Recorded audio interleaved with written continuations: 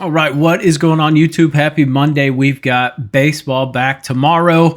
We've got the Dodgers and the Cubs kicking us off in Tokyo. Very important to remember, this game starts very early, 6:10 a.m. Eastern Time, 3:10 a.m. if you're on the Pacific Coast. So make sure you guys are getting your bets in today. We're going to talk about this game, go a little in depth here on the pitching. Obviously, we're not working with a ton of information, but I like what we have. So let's talk a little bit about this. Our matchup today or tomorrow is going to be Yoshibanu Yamamoto versus Shoto Imanaga. So Imanaga is a lefty, Yamamoto a righty.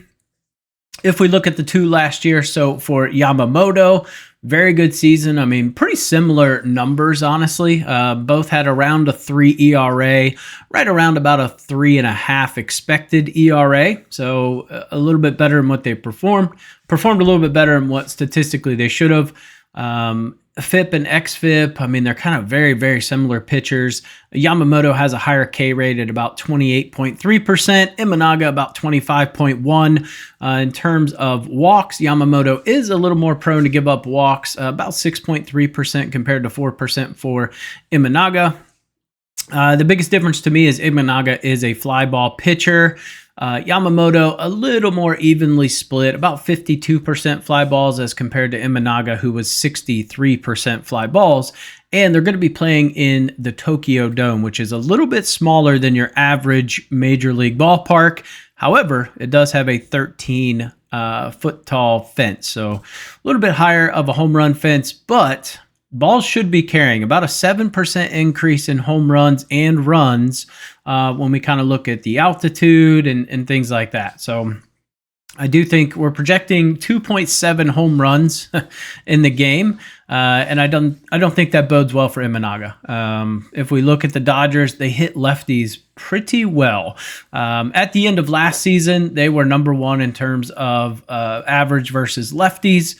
And just kind of got on a roll. Obviously, won the World Series.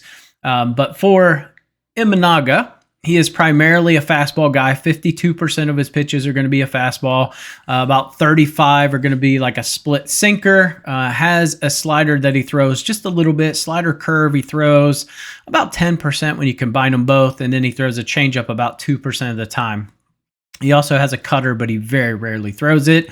If we look on the other side with Yamamoto, about 43% of the time he's going to be bringing the fastball, 6% a cutter, 24% will be that sinker / splitter, whatever you want to call it, that he throws.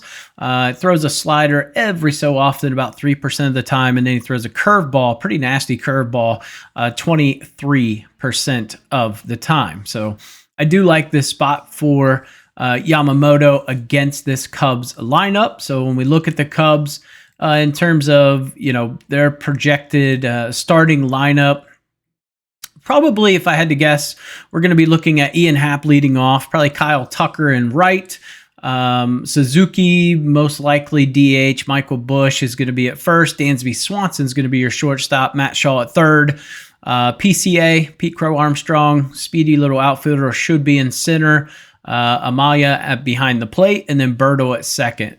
It's an okay lineup. I mean, this is a fairly solid lineup. I like Happ at that leadoff spot.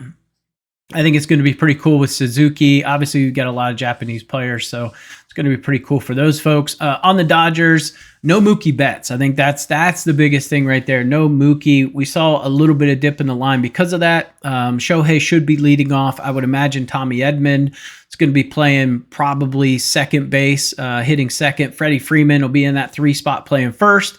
Teoscar Hernandez in right. Max Muncy should be at third. Will Smith will be behind the plate, obviously. And then Michael Conforto, one of the guys they picked up, should be in, I believe, in left. That would put Miguel Rojas at short, and then Andy, I can never say his name. It's not Pages, Paye, in center field. Just reads like Pages. So much better lineup, in my opinion, for this Dodgers team. I think they've got a slight pitching advantage, although Imanaga, he's no knockdown guy. I think he's going to have a pretty good day. But in this one, it's a Dodgers. I just don't see an avenue here where I don't back the Dodgers. I think Yamamoto's got a lot to prove this year. I mean, this guy, he's 26-year-old. And he did pretty good in the postseason. He had some starts that weren't amazing, but overall, I mean, he was 7-2 with a 3 ERA. It's pretty solid. Imanaga was 15-3 last season, 2.91 ERA, threw a lot of innings, 173 and a third. So, going to be very interesting because for Imanaga, he used to pitch for Yokohama, which is in Tokyo. So that'll be kind of a home game for him. But honestly, I think once you get past those two, there's such a massive disparity in this bullpen here. Now, they will have some extra bullpen arms because it's a 2-game series. So your game 2 starter is going to be Justin Steele for the Cubs. So they will have a little bit more depth because of that. They will have some extra arms because it's a 2-game series and it's away. Right, I think like Colin Rea, who signed with them, could be an arm there in the bullpen. But when we apples to apples, this bullpen, huge disparity. I think in the later innings, it really favors the Dodgers. So that's kind of where I'm at with this in terms of what's my plays. Let's get into that. Make sure you guys like, comment, and subscribe to the channel, by the way. But let's get into these plays here. So first play is going to be Yamamoto to give up over 3.5 hits at -130 on DraftKings. This was -140 last night. It has dropped to -130. I do think he gives up some hits. This is still a pretty solid Cubs lineup. I expect him to go at least 4 innings. So basically, we're talking about a hit an inning here. Next play is going to be Shota Imanaga over 14.5 outs. I think his arm's built up enough where he can at least go 5. So I do like this spot for him at -120. Give me the Dodgers first 5 at -125. Now, if you're new to betting baseball, if they tie, let's say it's 2-2 after 5, this is just a push and we get our money back. Now, you can do Dodgers first 5 -0.5 at plus money. I'm not necessarily opposed to that.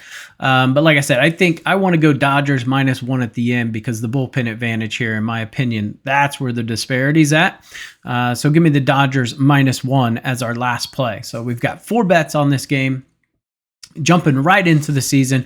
I'm excited for it. Like I said, if you guys haven't yet, make sure you guys like, comment, and subscribe to the channel. I'm excited for this baseball season. We're going to absolutely crush it. And I'll catch you guys in the next video. So we've got another game on what will be Wednesday morning. So there'll be another video tomorrow coming out with those plays. So catch you guys in the next video.